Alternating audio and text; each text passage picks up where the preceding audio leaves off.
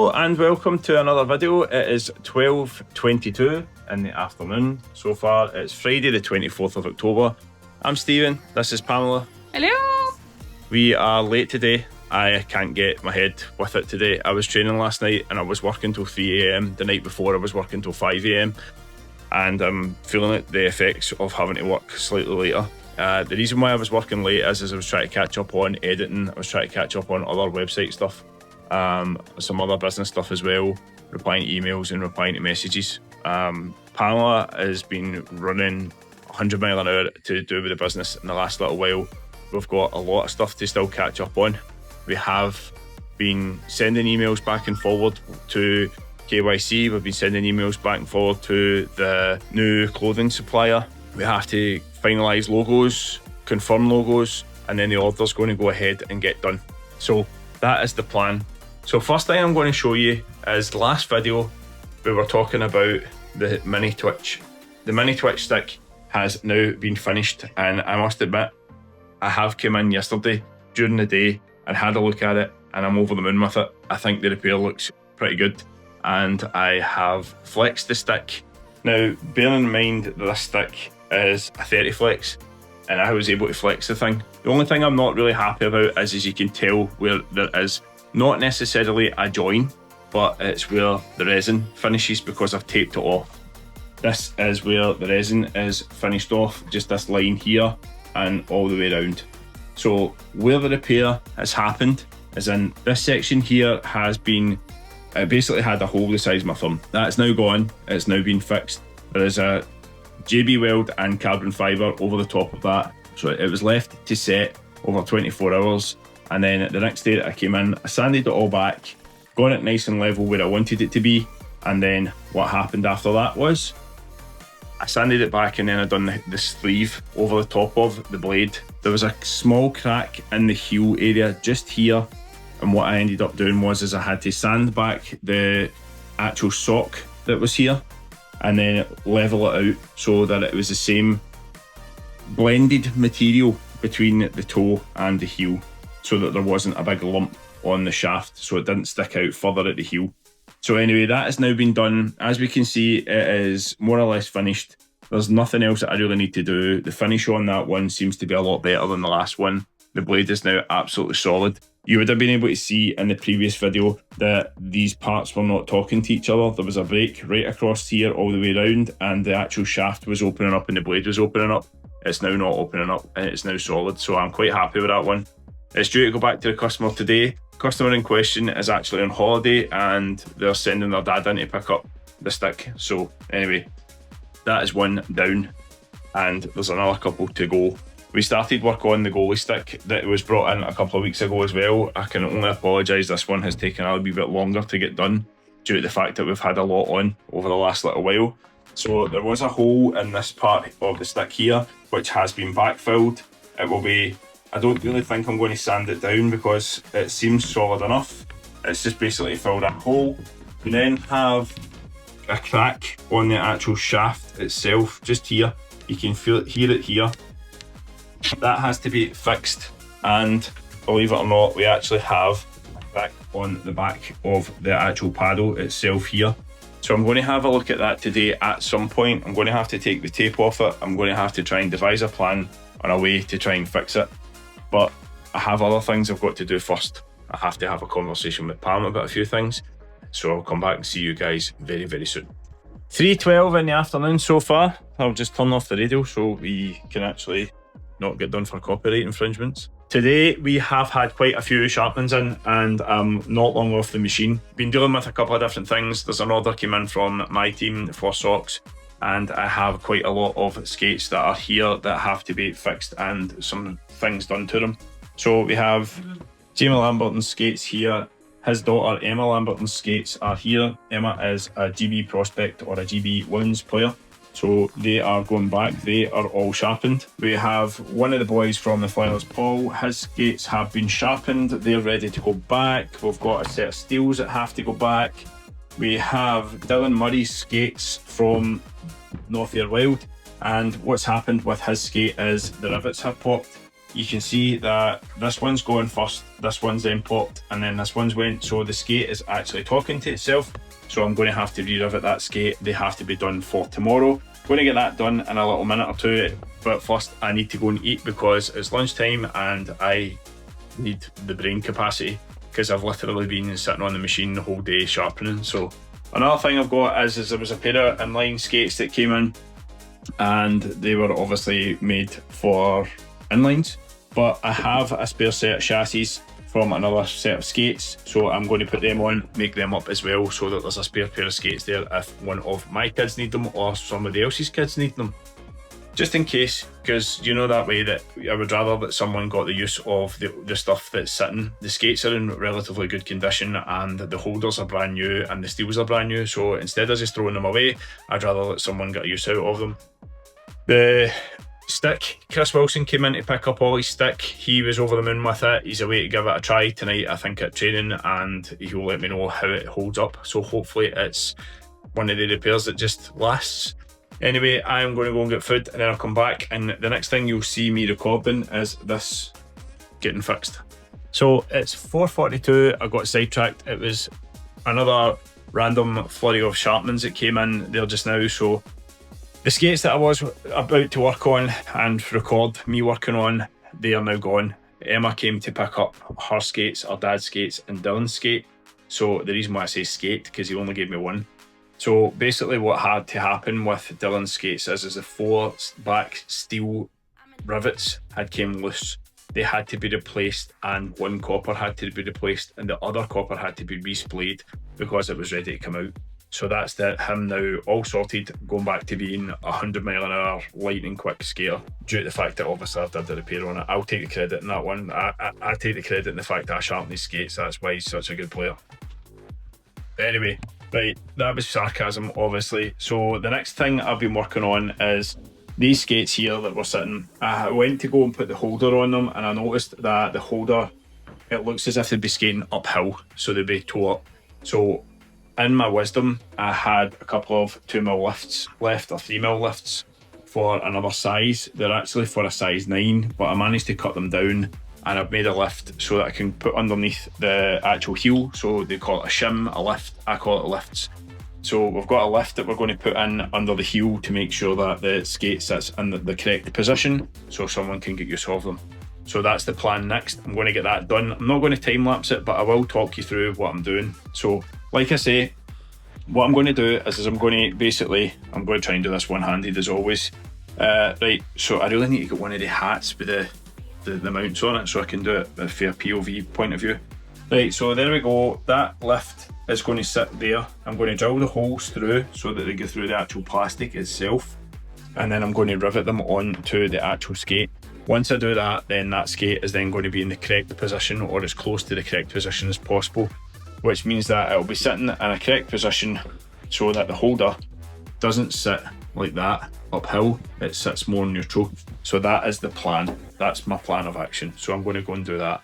But first I'm going to just quickly tie in with Pamela and find out what Pamela's been up to, because she has been excessively busy today. She has hardly spoken to me, which has been bliss for my ears and bliss for her. And she's been working on the computer quite a lot. So Pamela, what have you been up to? I'm putting together a custom glove proposal for the Glasgow Mustangs. They have already confirmed they want to go ahead with the gloves. Got about 12, 14 on a team order. But to give them 2 options, we've got Warrior and Bauer. So it's giving them an example of what the gloves is going to look like, what is the sizing, what is the choices in terms of the cuts, what's the turnaround, and hopefully we'll then be able to get the team knuckled down to model, order and get it processed, because it takes about 8 to 10 weeks roughly for them to get here. So if we want to get them in before Christmas or just after Christmas, certainly by tournament time, we want to get them done in the next couple of weeks. Cool, thank you very much for that. No worries. Anything else that you've been working on? I mean, just replies and stuff like that? A lot of replies, a lot of customers. There were a lot of customers in today, and it's been really consistent with the rower going, so I'm kind of picking up and dropping what's been going on, which is great, it's wonderful, but it means I don't get much work done that I'm supposed to. I know how that feels. Right, anyway, I'm going to go and get these done. I'll show you the finished product. 5:43, And the skates have been abandoned, and the reason being is every time that I tried to make the shims for these, the shims broke. So I've decided that I'm going to get a bit of plastic that's a little bit more pliable. The plastic that I was using originally, let me see if I can find one. We tried to use this type of plastic. It's like a polyurethane, and they've been pre-cut for lifts before, but as you can see, it cracked. That was the first ones. So there was originally a set of lifts before that were slightly thicker, but for whatever reason, they obviously were just not designed to be drilled. And the first drill bit that I was using was blunt, so it broke. And the second drill bit that I used was too sharp and went through too quick. It was just one of the days. I don't have the mental mind capacity to right this very second to sit and do something like that, but I do also have another job that I'm going to do. I am actually going to take these gloves apart. Yes, I have had enough of the thumb in them. I am actually going to, believe it or not, cut the part of the thumb off, and I'm going to show you it just in a couple of seconds. What I've done off camera there was I have moved the thumb out to show you how much more it is there. So it basically goes from here all the way up to the top. What I'm going to do is I'm going to try and trim that off in this area here. Let me see if I can get my finger to show you. There. This part here is all going to get trimmed away. And the reason why I'm going to trim that part away is I'm going to trim it away and then I'm going to have to sew it back together. And the reason being is the way that these gloves are made, if you take this part out, this whole thumb part will come out. The whole part here will just slide out in your hand. I don't want that. I want a glove that is nice and soft and smooth to use. And that's the sticking point on these right now, is the thumb lock. So that is something that I have decided I'm going to take out. Now, I've already had a look at it at home and I've already kind of started picking the stitching. There's two straps that go over the bottom of the actual thumb part itself and behind this part of material. Let's see if I can take this part of the material off. Yes, I can. I can show you exactly what I mean. So there is this part of the flap here, or this part of the material has a piece of nylon in there, and there's two pieces of nylon here which I can remove. Again, give me a little second. Try to do this with one hand. There we go. Right, so these two parts of nylon material are sewn into this bit of plastic here, and this bit of plastic here and these nylon parts hold the thumb in place. So my plan is to try and cut or trim this part away and then get in behind and sew that with the speedy stitcher. That's my plan. Now, hopefully it works. If not, I'm just going to glue it and hope for the best. But because it's my gloves, I don't really care. I want to try and make sure that they're nice and comfortable. So I'm going to do a little bit of work on that just now. Just before I get myself organised to go to the gym, I have got a lot of work I've got to do later on the computer. So I want to try and keep my mind nice and fresh to try and get most of this done as quickly as I can. So I may have to do some soldering work on these. And when I say soldering, I may actually have to use a soldering iron to cut the actual plastic because I don't want to have any raggedy edges on it. So I'll come back and see you guys in a little while once I've started to do some work. So I sat down just after I said I was finished. I had something that I was going to do. I'm just setting the camera up and I'm going to show you what I've done so far. Right, so what we've did is there is a glove with no thumb lock and no protection in it. You can see how much further back you can get your hand. Right, there's no thumb lock in here at all, no protection in there whatsoever. There is the thumb lock. This is the thumb lock. This is the piece that goes on here and moves with your thumb. This is the part that I am thinking of removing across this section here. Now, I've already started to kind of bend it and flex it to try and see if I can get it to move. Now, that was obviously done out of the glove. So what I'm going to do is trim this part away. So this whole section of this part here is going to be trimmed away. I'm going to drill a couple of nice little holes so that I can get the speedy stitcher through, and I'm going to sew everything back together. This is a fingers crossed job, or a thumbs crossed. So off camera, this is how much of the thumb that I've actually removed. So now, as you can see, we have full range of motion, or full range of movement. The reason why I've got full range of movement is I want these gloves to basically feel exactly the same as my 4-roll CCMs. I know they're never going to feel exactly like that, but because of this now makes them feel like that. The thumb lock in the Pro CCMs is nowhere near as stiff. It is nowhere near as restrictive. So like I say, I decided to trim a little bit off of them just to make sure that they basically feel the way I like them. It's very, very difficult to find the 4 rolls, especially considering the fact that the ones that I got were bought for me for my Christmas by Pamela. You're probably talking about maybe 3, 4, maybe even 5 years ago. So I think she bought them for me, so I've had them for a long time, and they actually don't make that style of glove anymore. Yes, I hear you guys saying, yes, they do make 4 rolls, but they don't make that style of 4 rolls. I am rather OCD when it comes to my kit. I don't like change. I really don't like change.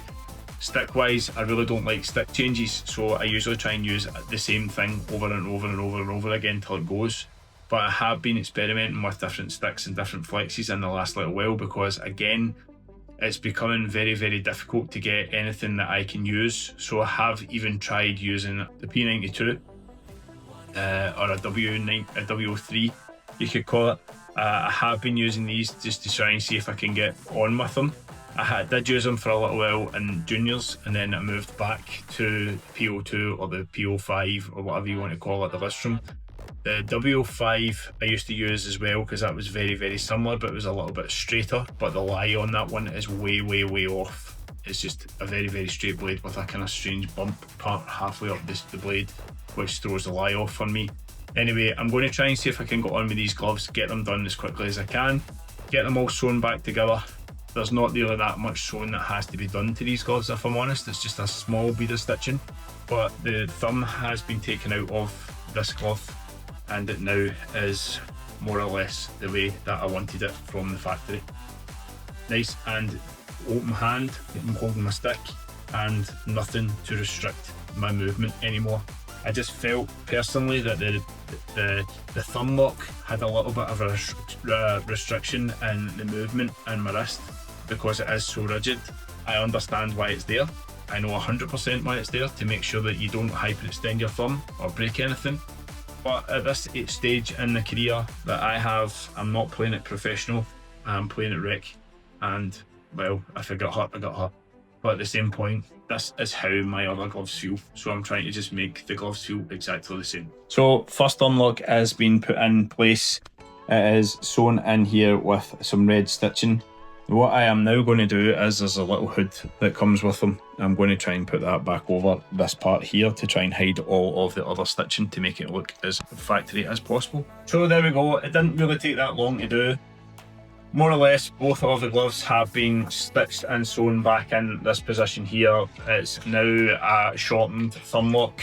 The thumb lock is no longer there. Realistically, it's just the actual thumb protection. There is no real difference in protection in this area here. Maybe a little bit of plastic. You're probably talking about an inch. That's all that's been taken out. But that has just made these gloves totally different. Totally different animal now. They feel as if they're so much softer. You could argue, why did I not go for a glove that was a lower level? The reason why I didn't go for a glove that was a lower level is because I wanted to try these and I wanted to review them for you guys. And just because I can do the customization work on a lot of equipment, this was a trial and error. If I had made a mistake on these would have ended up getting binned. But luckily I'm adept enough that I've done a little bit of modification. So what I'll tell you that I have done with the actual part of the thumb lock. The thumb lock in this area here has been cut right across here, and it has been angled across slightly here and here. The reason being is I just felt like it was digging into my wrist too much. I didn't like that aspect, so now it is sitting exactly the same. Believe it or not, I never took measurements, but they feel identical with the thumb flexion to my CCM 4 rolls. So one of the main things is the reason why I went for these gloves in the first place is the nylon gussets that give a little bit more stretch. I personally like the feeling of them on my fingers a lot more than I would prefer the actual palm material. I have a couple of pairs of Bauer gloves that I want to try and see if I can change the finger gusset kind of area on. That will be a job for another day though. I am still waiting on palms coming from KYC for that. Once I get an indication of when the palms are coming, then I can start modifying the gloves themselves, because I want to try and change the palms while I'm at it, because I feel that the palms are just slightly too thick on my Bauer gloves. Now, that's a pair of 1X gloves that are black, red and white, and I would actually like to get to use them at some point because they go well with my team jerseys. I have got a pair of team gloves at the moment. I managed to get 2 pairs of team gloves, but I've then ended up having to give one to one of the new starts who was due a new pair of gloves, and we're just about to look at putting an order in for custom gloves for my team as well. So something that is in the pipeline. We're not 100% sure where we're going to go for them, if it's going to be Warrior or Bauer. CCM's out the question, unfortunately. The reason being is they're a little bit too expensive, but also you have to have an order in nearly 6 months in advance to be able to get them in time for the start of the season. Now, we are looking at trying to get an order so that the order can go ahead and we can be looking at getting gloves probably around December, January time. So in the next week or two, we're hoping to be able to get the gloves ordered so we can get the designs okayed by the team. They can pick the price point that they want to go to. I think the Bauer gloves are slightly cheaper than the Warrior ones. Again, you guys will be able to find that out on most of the sites, and our site, hopefully we should have an indication of price. That's something I can talk to Pamela about tomorrow, and she can maybe put it into the video and let you guys know if you guys are interested in that kind of thing. It's something that we can facilitate, as obviously custom orders for gloves through. That was nice of the battery to die while I was in mid-flow. I must have been boring the camera. So anyway, as I was saying, it's something that we can facilitate as just custom orders for gloves, sticks and stuff like that. There is only Warrior and some models of Bauer that we might be able to facilitate. I'm not 100% sure, we need to double check that. Pamela will be able to tell me that tomorrow when she's back in the store, but for tonight that is us finished. So I'll catch you guys tomorrow at 12:30. How's it going, guys? It's Saturday the 25th, it's 12:40. We've been here for 25 minutes so far. We're late opening today, believe it or not. We actually have an electrician in trying to take care of the wires that we were complaining about, the ones that are the other side of that wall. So the plan is he's going to try and see if he can get the wires taken away. He's having to double check a couple of things with it, the feed, to see if that's the feed for the lights or not, because whoever had did it before, it was an absolute cowboy and they've made a complete and utter mess of the box. So he's in the process to try to get that done as quickly as he can so we can get the shutter up and start working. So obviously we have got no major plans for today other than we are trying to get as much stuff done as we can as usual. I forgot to bring my laptop, so I'll not be working on the laptop today. I will try and get my old rickety computer to start. Pamela's got a lot to do today and hopefully there's a lot of sharpenings in. So come back and see you guys in a little while once we know how busy we're going to be. So we are in the midst of work getting done in the front, so while we are kind of waiting about just now, I thought I would open the box that we have from CCM and we'll see what's in the box. I can maybe have a quick look at it and see what's actually there. This is just for, as I'm aware, this is all custom orders, and I have a specific type of lace that I like, so I've been trying to get the specific laces for the last little while. These are textile laces. These are my favourite laces. They're just the best in my opinion. Right, so what have we got? We've got some holders for a custom job that we're going to do, some steels that we've got for a custom job. We've also got XF shoulder pads, or elbow pads, pants, textile laces, jet speed girdle, jet speed shell, CCM elbow pads, FT8, shoulder pads FT8, CCM laces Pro 108s and 120s. Cool. Right, so straight off the bat, this is for a customer who has got a pair of graph skates that wants to convert them. He's wanting me to do some profiling work on the steels to try and make them feel like the graphs, but he can't get new graph steels, so that's why we're going for this holder. This is a conversion that I've done before in the past, which is relatively straightforward, relatively easy, but he has asked me if I can use the RMS bolts instead of using rivets, so I may have to do some work on the footbed on that one, so I'll document that when and if. And we've got some Pro line laces as well, so hopefully CCM, as far as I'm aware, get their CCM laces made through textile. That's the conversation we've had before, but I don't know if it's still the same place, but they look as if they're perfect. They'll do nicely because they're the better, in my opinion, they're the better laces. There's just not as much stretch in them as there is with the likes of the ANR or the other style of laces. So some more laces there.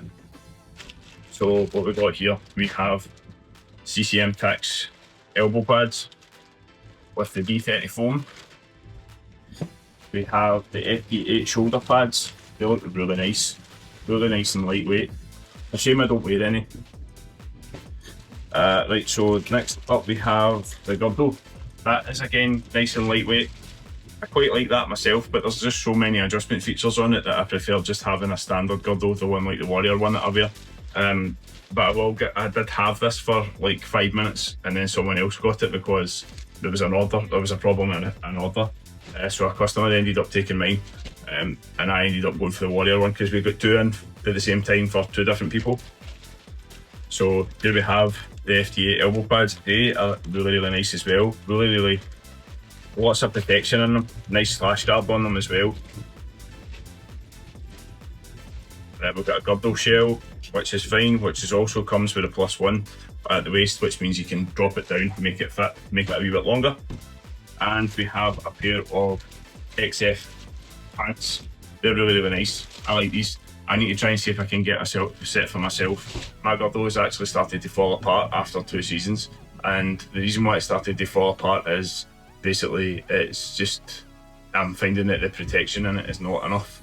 The padding in the thigh, I've blocked a couple of shots and it's broken the thigh pad. So I thought about opening it up and replacing it with different thigh pads and extra padding, but at the end of the day I'd just be as quick buying another set. So that's what I'm going to look at doing in the next little while. So that's the CCM order, that's the CCM haul for today. We can now let the customers know that their stuff is here, and then I can get on to some custom work for these graphs. So we've made it to 2:30 in the afternoon, and so far we're now just about to start this conversion. The only issue that I'm seeing so far though is that they've sent me the old holder and a new holder, so you can see the two different mechanisms.